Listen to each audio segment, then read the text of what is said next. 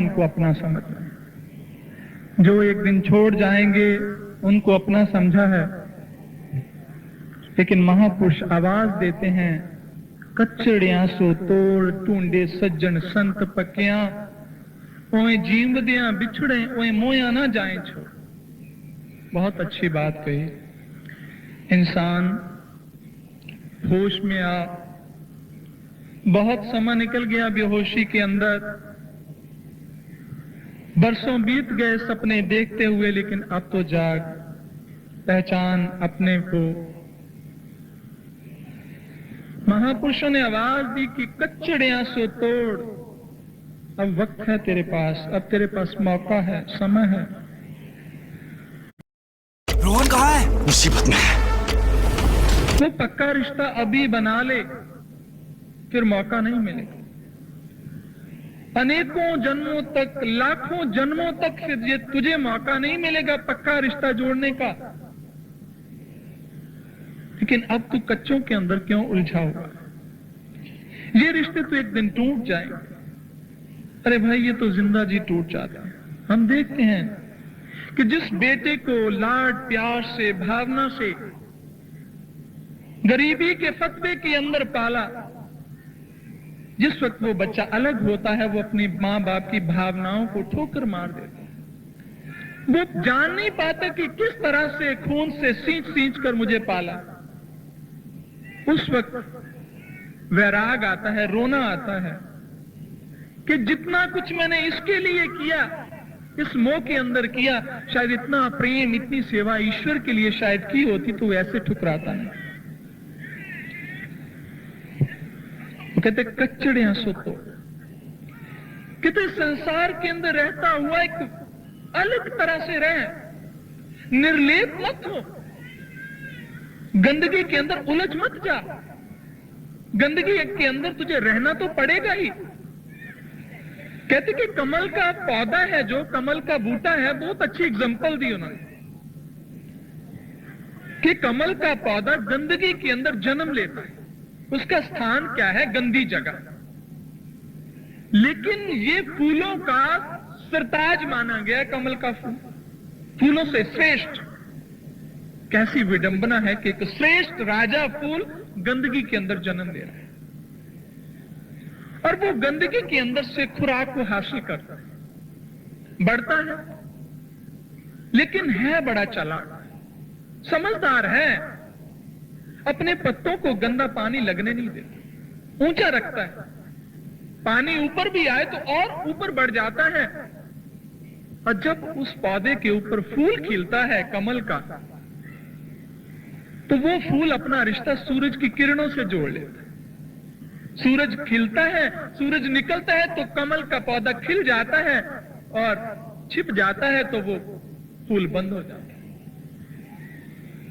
ये एक इंसान के लिए एक बहुत बड़ी मिसाल दी कि संसार के अंदर तूने ऐसे रहना है जैसे कमल का पौधा गंदगी के अंदर है।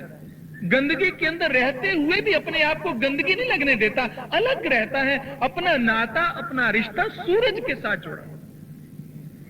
ऐसे इंसान कच्चड़ियां सो तोड़।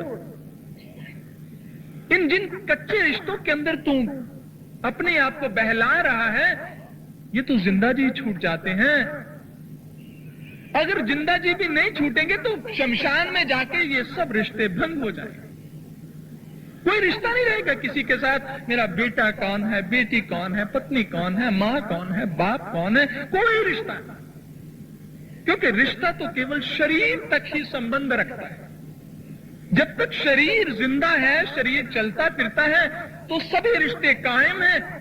ये शरीर खत्म हुआ, सब रिश्ते खत्म हो गए। क्योंकि शरीर का रिश्ता है, आत्मा का किसी के साथ कोई रिश्ता नहीं। हर इंसान के अंदर जो आत्मा है, उसका किसी दूसरी आत्मा के साथ, अगर एक बाप के अंदर आत्मा है और बेटे के अंदर आत्मा, उन दोनों आत्माओं का आपस में कोई प्यार नहीं, कोई रिश्ता नहीं। क्योंकि वो बाप की आत्मा पता नहीं कहां से आई है इस शरीर के अंदर, वो भी लेखा पूरा कर रही है, और बेटे की आत्मा पता नहीं कौन से कहां से वो आत्मा भटकती हुई आई है, और वो संजोग कर्म पूरे करने के लिए बाप बेटे एक जगह बन गए। लेकिन हम क्या सोच लेते, ये मेरा है, यहीं से हम धोखा खा जाते हैं। आत्मा का किसी के साथ कोई प्यार नहीं। आत्मा का संबंध एक ही है, ईश्वर के साथ। आत्मा का संबंध परमात्मा के साथ है। नदी का संबंध सागर के साथ है।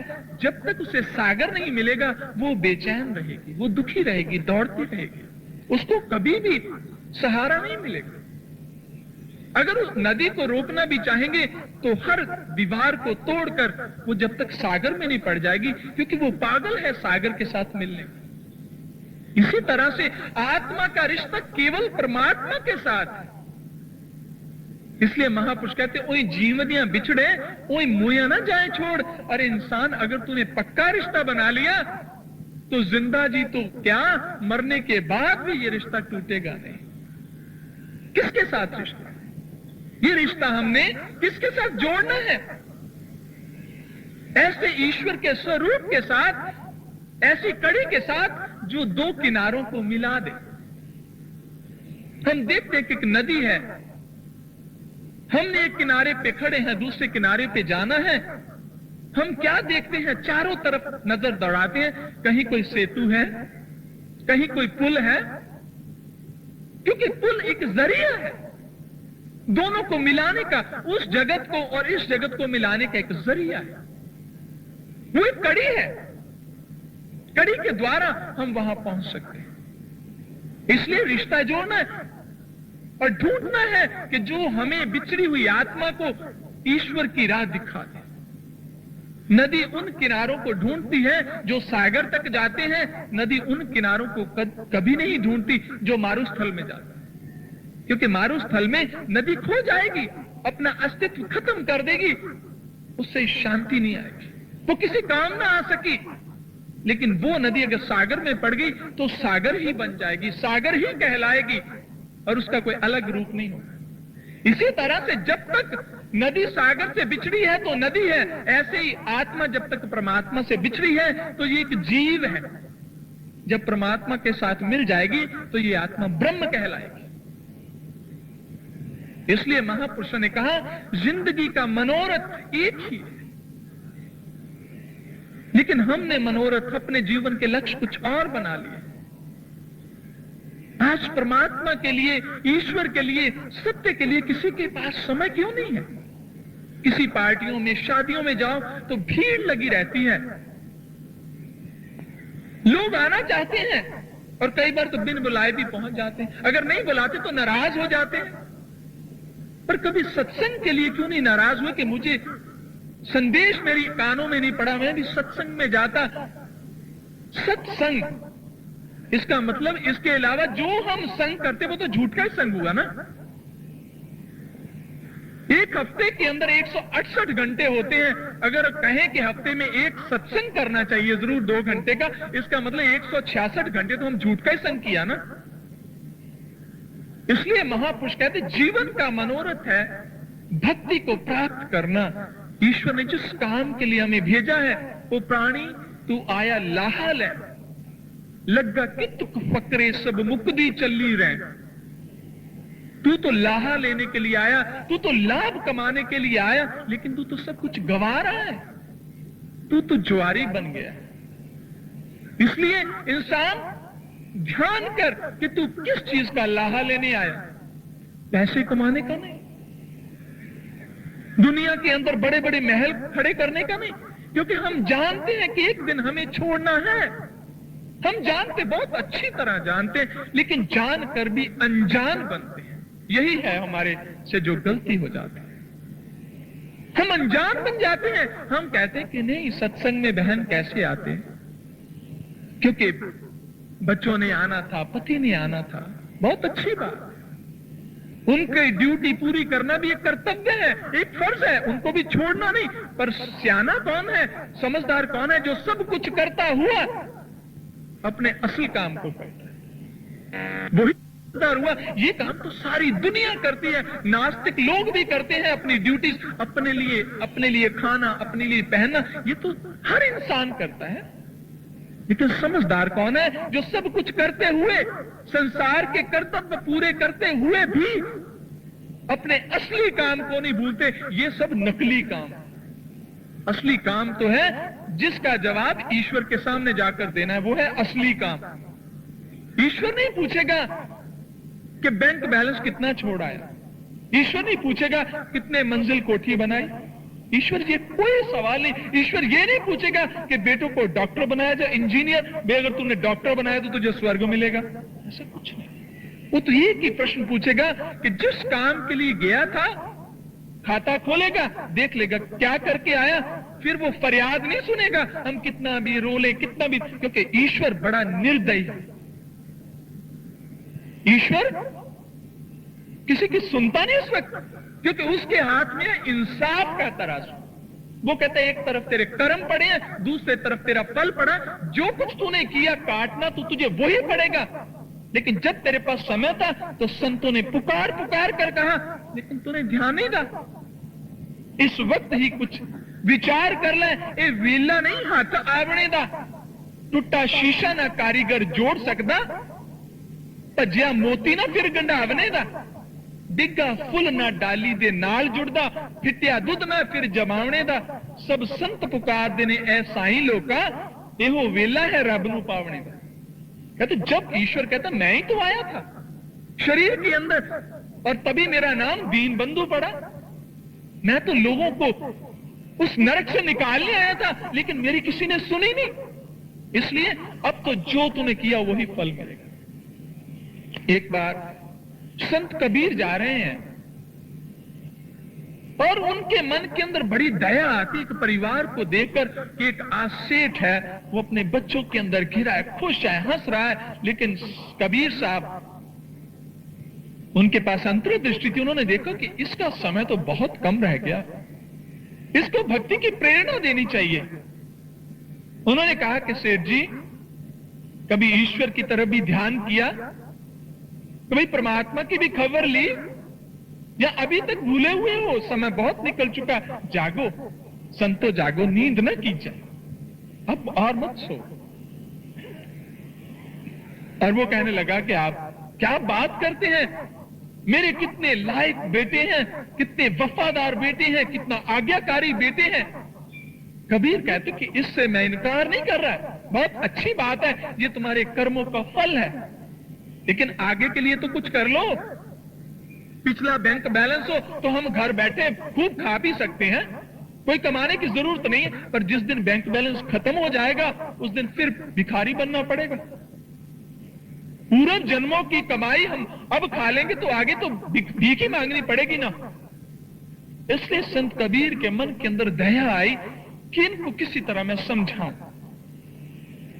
बहुत समझाते हैं लेकिन वो मानने को तैयार नहीं है, वो इतना मोह के अंदर फंसा हुआ है। अब महापुरुष बड़े दयावान हो, उन्होंने कहा कोई ऐसा कौतक करना चाहिए। एक दिन सुबह सुबह सेठ जी सैर करने गए और कबीर साहब ने क्या कि एक मायावी रूप रच लिया, बिल्कुल वैसे ही सेठ जैसा, वैसा ही बिल्कुल हूबहू, और वापस आ गए अपने घर के अंदर। सभी बेटों को इकट्ठा किया, सभी बेटों को इकट्ठा किया और आकर कहने लगे कि बेटा, इस शहर के अंदर एक बहरूपिया आया हुआ है, उसने बिल्कुल मेरे जैसी शक्ल बनाई हुई है, वो तुम्हें लूटने आया है, वो तुम्हें धोखा देने आया, अब ध्यान रखना। वो कहते पिताजी चिंता मत कीजिए आप। उन्होंने पूरे अपने दरबान को बुलाया, संतरी जेतून को बुलाया, चौकीदारों को बुलाया कि भाई इस शहर के अंदर मेरे बाप का एक बहरूपिया आया, कहीं अंदर ना घुस आए, डंडे लेकर आप खड़े रहना गेट के ऊपर। वो सेठ जी जब अपने घर की ओर आ रहे हैं तो उन्होंने रोक लिया कि सेठ जी कहां बढ़ रहे हैं? कहते भाई ये मेरा घर है। कहते बहरूपिया जी आप खूब बातें मत बनाओ, हमें पता चल चुका आप कौन है। वो बड़ा हैरान, क्या बात कर रहे हैं? कहते नहीं सच बात है। जब वो आने की कोशिश की तो एक दो डंडे उसके मारे। वो कहते मैं तुम्हारा मालिक हूं, तुम्हारे जैसे बहुत मालिक है, हमारा मालिक तो अंदर बैठा है। जब वो बहुत रोने लगा, कहते मेरे बेटों को तो बुलाओ। जब बेटों को बुलाया, कहते धक्के मार के बाहर निकाल दो इसको, ये बहरूपियों। इतनी देर में कबीर साहब जो अपना रूप रचकर सेठ बने हुए थे बाहर आ रहे हैं और हंस रहे हैं बहुत जोर जोर से। जब उसने उसकी तरफ देखा तो एकदम हैरान रह गया कि ये क्या, और वो सब माजरा समझ गया कि यहां कुछ दाल में काला। बड़ा समझाया, ना बेटे माने, ना चौकीदार माना, ना पत्नी मानी, कोई नहीं मानने को तैयार कि तू सेठ है, तू बहरूप किया। तभी वो उसके चरणों में गिर पड़ा कि महाराज मेरी आप मदद कीजिए। वो खूब हंस रहे हैं। और फिर उन्होंने अपने असली भेष में कहते, सेठ जी समझे कि नहीं, ये आंखें धोखा खा सकती हैं, असली को भी नकली समझ सकती हैं और नकली को भी असली समझ सकती हैं। ये आंखें सही जजमेंट नहीं देती, इसलिए इन आंखों पर यकीन मत करो। जो तुम देख रहे हो, जिन चीजों को तुम अपना सुख देख रहे हो, वो सुख नहीं है, उसका वास्तविक रूप है दुख। इसलिए होश में आओ। महापुरुषों ने कहा, भक्तिहीन काहे जग आया, पूरे गुर की सेवना कीनी, व्यर्था जन्म गवाया। जन्म को यूं ही व्यर्थ गवा दिया।